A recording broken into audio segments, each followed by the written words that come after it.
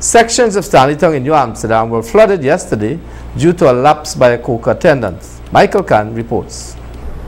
A Koker attendant attached to the New Amsterdam Mayor and Town Council failed to perform his duty after falling asleep on the job, thus causing water from the high tide to inundate sections of mudlot Stanleytown and its environs early yesterday morning. The acting mayor, Winifred Haywood, town clerk Sharon Alexander, and other affiliates of the MNTC were apprised of the situation before sunrise and had to rush to the area to speak with aggrieved residents.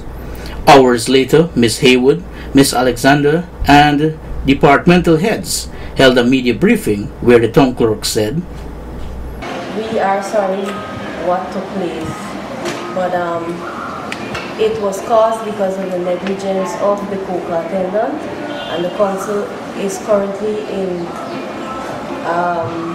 working to remedy the situation, and we are going to try to ensure that it does not occur again. We are sorry for what took place. Sometimes I know these things happen and it's unbecoming, people might say, but it was beyond our control. It was the negligence of the Koker attendant." The acting mayor then expressed, "It was about 3:30 to 4 o'clock. The water came into the town of New Amsterdam. Actually, I was informed about this tragedy about 5 o'clock. And when I heard about it, I did contact other councillors, officers, and Council Grant came, and we went there to have a look of what would have happened. We recognized that at 31 there were people, and at 51 where the Koker is. And so we spoke to the people. We told the people that we are really sorry for what would have happened.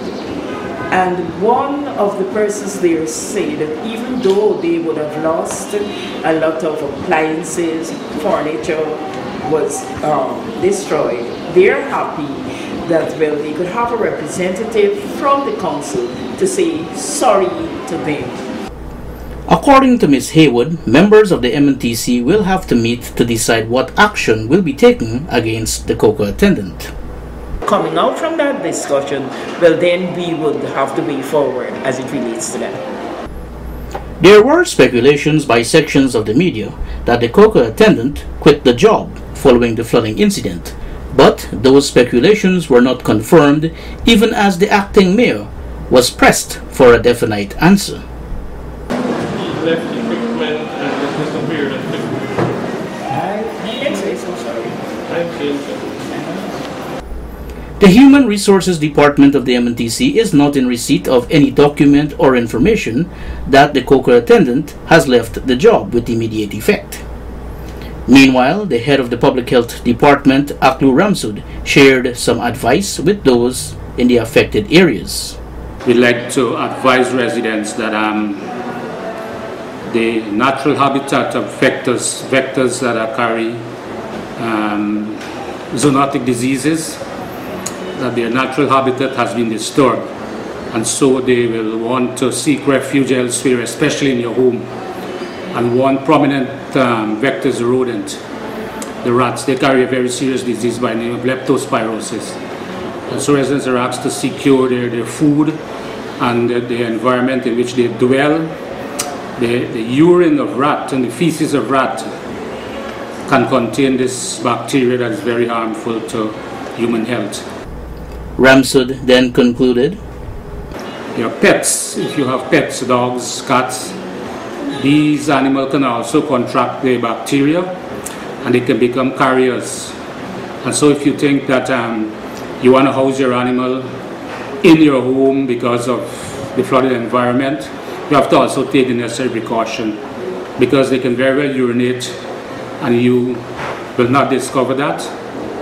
And so that can be a source of contamination.